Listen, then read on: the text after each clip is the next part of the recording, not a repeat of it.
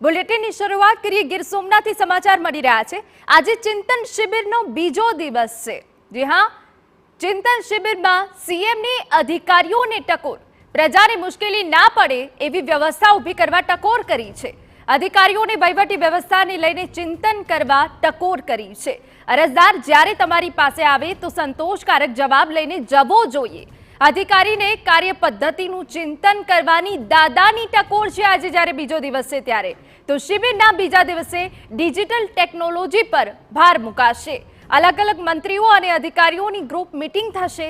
ગ્રામ્ય સ્તરે આવક તથા રોજગારી વધારવા અંગે પણ ચર્ચા કરાશે। પ્રવાસન ક્ષેત્રમાં સ્થાનિક સ્વરાજ્યની ભાગીદારી અંગે પણ ચર્ચા થશે। છેવાડાના માનવી સુધી સરકારી યોજનાઓ પહોંચે તે અંગે પણ ચર્ચા કરવામાં આવશે। તો શિબિરના બીજા દિવસે કેટલાક વિષયો પર ચર્ચા કરવામાં આવશે।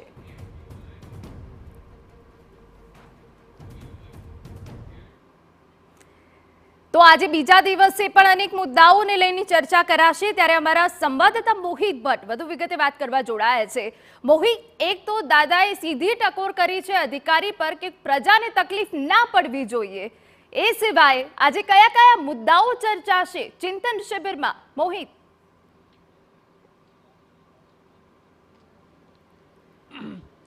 એના રાજ્યમાં છેલ્લા ઘણા સમયથી અનેક જે ધારાસભ્યો છે, અનેક નેતાઓ છે, તેમના દ્વારા એવી ફરિયાદો ઉઠી હતી કે અધિકારીઓ છે તે તેમને જવાબ આપી રહ્યા નથી, અધિકારીઓ છે તેમની વાત સાંભળી રહ્યા નથી। ત્યારે જ્યારે આજે ગીર સોમનાથ ખાતે 11મી ચિંતન શિબિર મળી રહી છે, તેમાં ગઈકાલે મુખ્યમંત્રીએ પોતાનું સ્વાગત પ્રવચન છે તે કર્યું હતું અને સ્વાગત પ્રવચનમાં અધિકારીઓ છે તેમને એક માર્મિક ટકોર છે તે કરી હતી।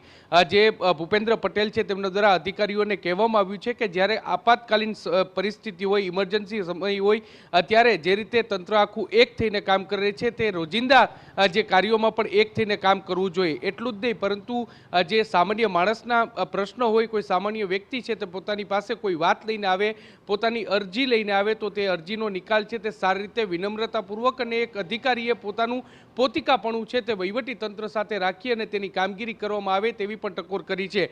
જો કોઈ પણ અરજદાર છે, કોઈ સામાન્ય માણસ છે, તેનું કામ ન થઈ શકે તેવું હોય તો તેને પ્રેમથી ના કહેવાની પણ વાત છે, ટકોર છે તે કરવામાં આવી છે।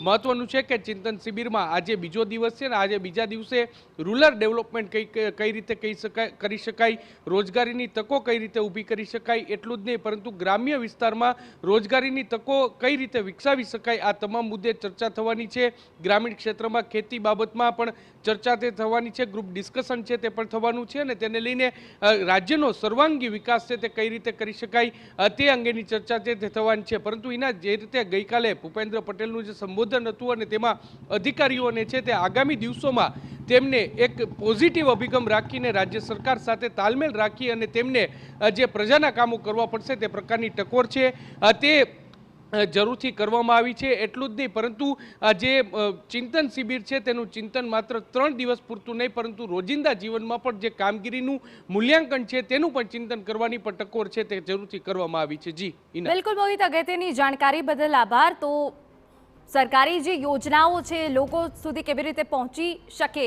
તે અંગે ચર્ચા કરવામાં આવશે। પ્રવાસન ક્ષેત્રને લઈને પણ ચર્ચા કરવામાં આવશે।